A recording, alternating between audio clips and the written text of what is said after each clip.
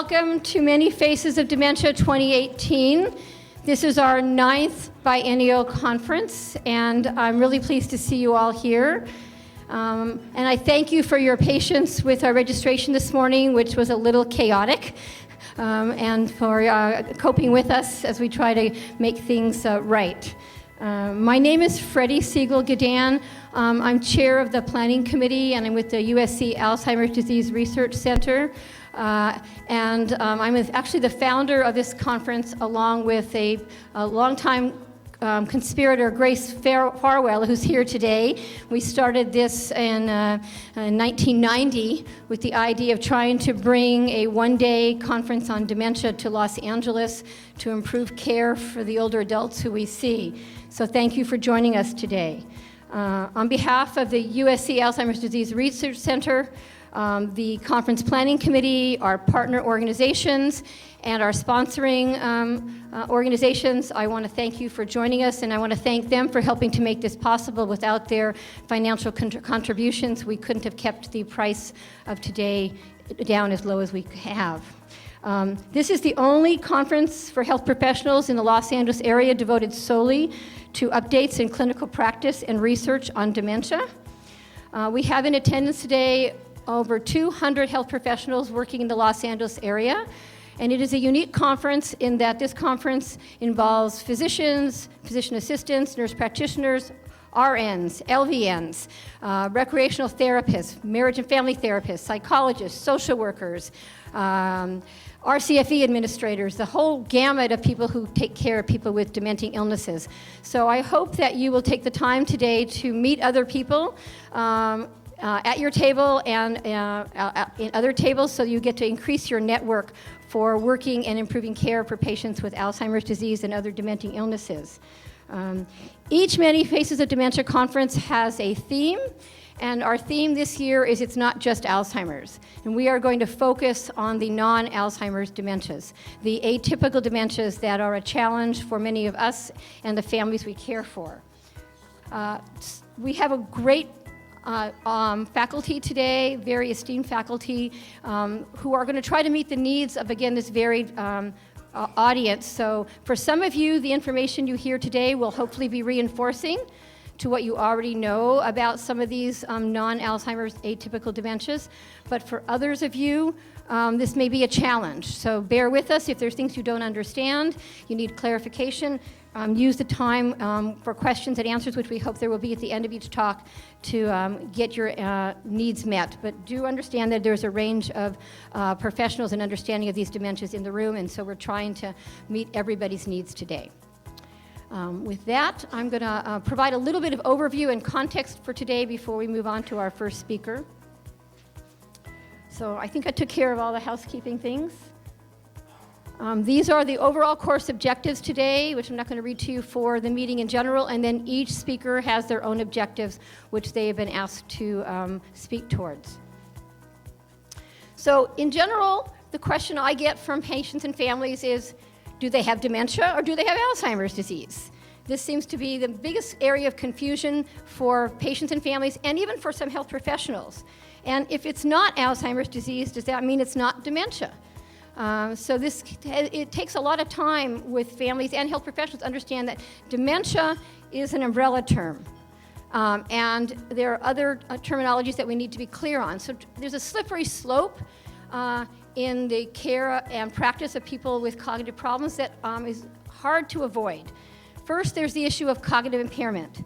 Trouble thinking, when a person has difficulty remembering, learning new things, concentrating, or making decisions. It's a very broad term.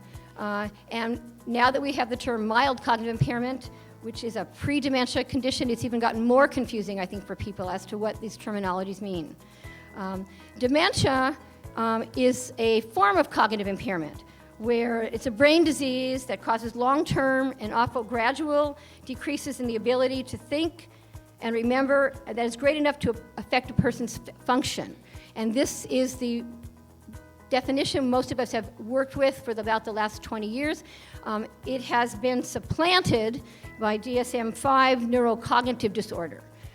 People still use the term dementia. I think it's still clinically quite valid, but for many in practice and for billing purposes and actually for epidemiological purposes, it's now gotten more confusing as we talk about neurocognitive disorders, which mild neurocognitive disorder is what we would call mild cognitive impairment, where there's some cognitive impairment, but it's not affecting function.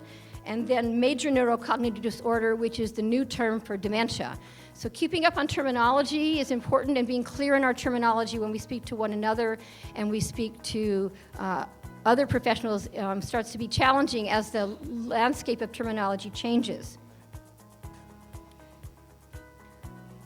We know that there is a timeline of cognitive change, that cognitive change is a gradual process in many older adults' lives.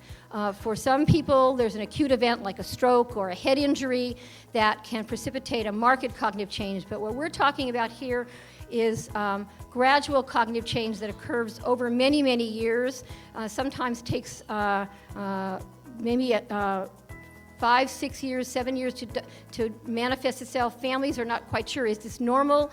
Even us as clinicians are not sure whether this is normal. So there is normal aging where there's a slowing of responses and may take more time to learn things.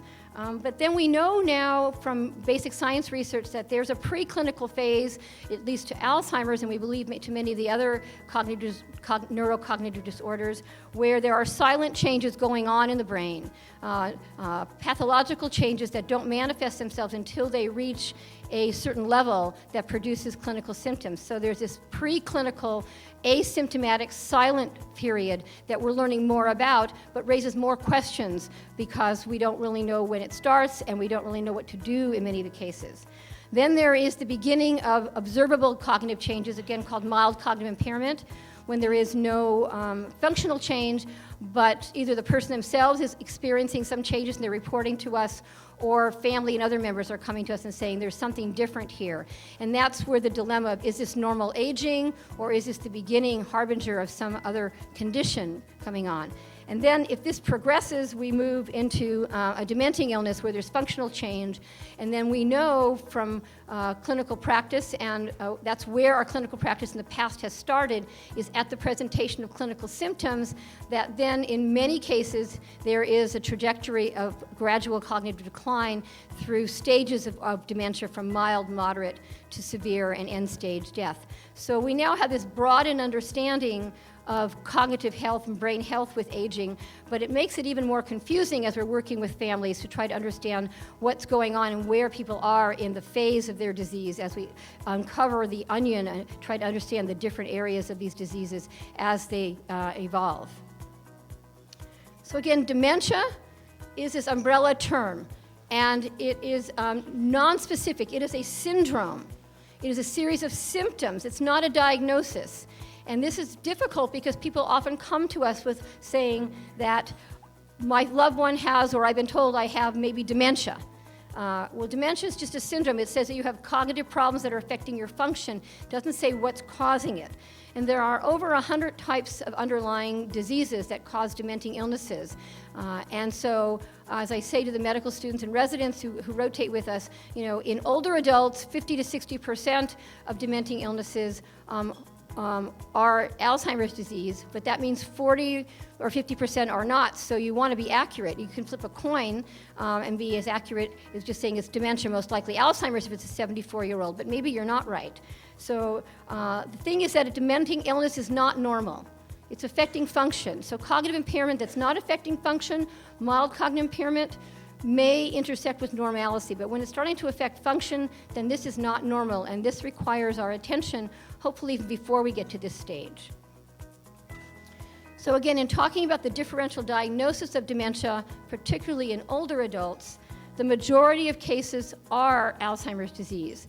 Different studies show different statistics, 60%, 70%, 80%, depending on the age and the background, socioeconomic and educational background of the population. But that still leaves a significant percentage. Even if it's 70% of people over the age of 65, 70 have cognitive impairment, dementia, that is Alzheimer's. That leaves 30% that aren't. And that subset is what we're going to focus on today. That group that may have frontotemporal dementia, that group that may have Lewy body dementia, that group that may have the unusual forms of Alzheimer's that are inherited from familial mutations, and vascular contributions to Alzheimer's disease as well as to vascular dementia are going to be the focus of today's talks. It's sometimes difficult and it takes time for these to manifest themselves, so hopefully as you leave here today you'll have a better understanding of these different illnesses and how they present in our aging population. So to give a little bit of context, there are 50 million individuals worldwide with dementia. That's by World Health Organization. 10 million new cases annually. This is an epidemic worldwide, and it is only going to grow. Close to 8 million Americans with dementia, again, of whom 5.5 million, some 60 to 70%, have Alzheimer's, with the majority of these being late onset after age 65. But a minority and a challenging minority are those who have their onset in early life, before age 65. And I would point out to you that the case that Dr. Alzheimer's wrote about was a woman in her 50s, so she actually had pre-senile early onset dementia, which I was told I would never see in practice. How wrong people are when you're in training about what will come in your door when you're in practice.